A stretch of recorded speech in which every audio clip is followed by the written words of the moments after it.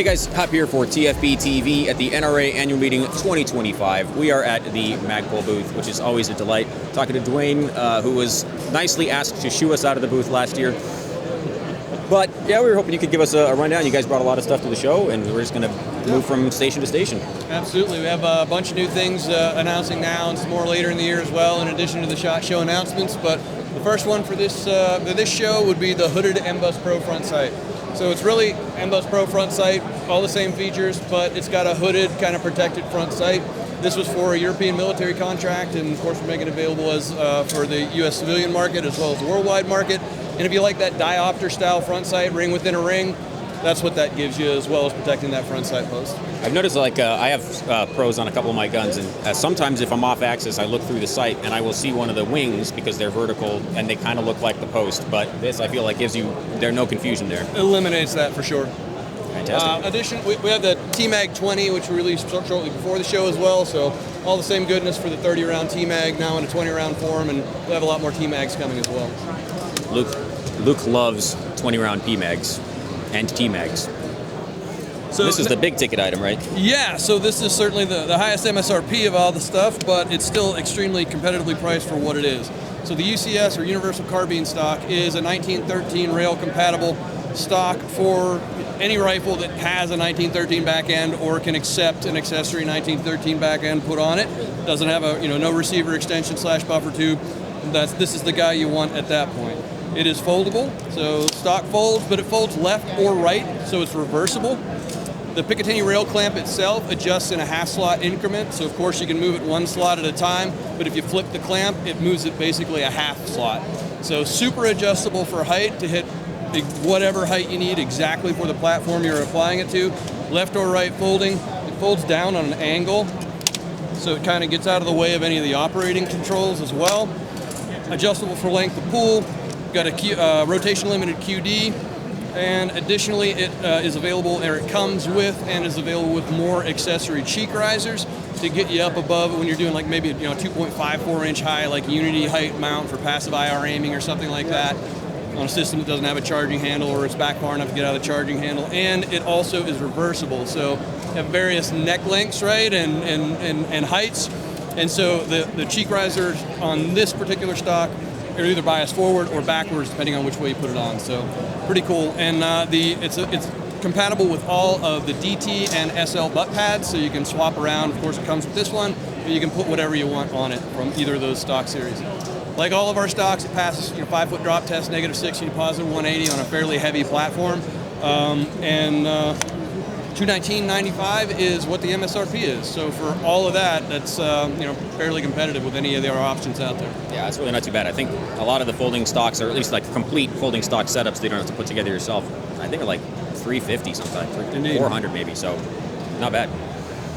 And then is the cheek riser, is that a new pattern, or is it the same that you have for the CTR? It is a different one. It's unique to this platform. Right to that. And are these in stock shipping soon? These will be shipping here in about a month or so. Last final, you can see this part's not textured, that one is. That'll be the next thing, is as soon as the texture's done on these, we'll be building. And aside from the hardware, is everything polymer, like the strut and everything? So the hinge itself is all metal, so all steel in here.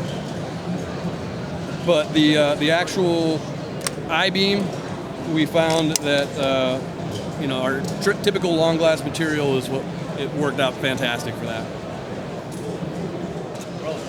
All right, and we have some metal magazines. I didn't ever think to see these out of Magpul, but indeed, the AMAG line, where we did not have room to use polymer, we decided, well, we still have something to add there, so we started the AMAG stuff. SIG 320 fitments in 15, 17, and 21 round, and now that we are releasing the SIG 365 fitments. This is the 17 rounder. We'll additionally have 15 rounders, 12 rounders, and 10 rounders. And all of the magazines will come with, as appropriate, grip sleeves and or base plates that work with the appropriate size frame that they go. So in the box you get magazine body and then all three of these components in the 17 rounder. So you can work with the micro, the XL, or the macro. And then the 15 as well will do then XL and micro, and then the 12 and the 10 for the micro. So you have all the sleeves and or floor plates in it for each one, $35 MSRP, so significant savings there, and you get all the goodness of polished stainless steel body, precision laser welding on the back, all the witness holes, and our geometry spring design and follower design. So the RXM, fantastically popular. Ruger can't make enough of them. Probably see another line there, so increasing production even because demand is high. Now we're giving you more options. So we have all the colors, of course, in the standard compact frame, which is kind of G19 15 round size. We'll be shipping this summer, probably June, maybe early July at the latest, a 17 round size frame, as well as a 10/12 round size frame. And the short frame is compatible with both the standard 10 round flat base plates, as well as perfectly with our 12 round, which gives you just a little bit more purchase. So that is actually a fantastic carry piece, keeps the handle out of the way, and this is your full size duty version. Once again, they'll ship in all of the colors that we do, black, gray, FD, and ODG. So all those colors will ship, and we have the accessory frame colors shipping in the standard compact size as well.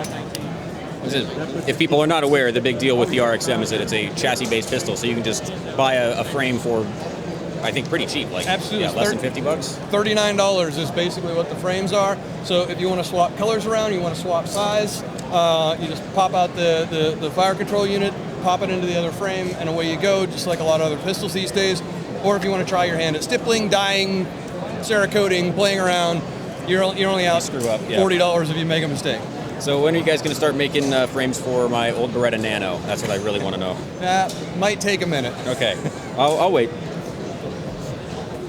Well, guys, that about does it for Magpul at NRA Annual Meeting 2025. We used to do these things Renegade style. Luke and I would just sneak into the booth and film all this stuff. But apparently that's against the law. They almost called the cops on us one time. Thank you guys for watching. Stay tuned. TFBTV Showtime, NRA 2025.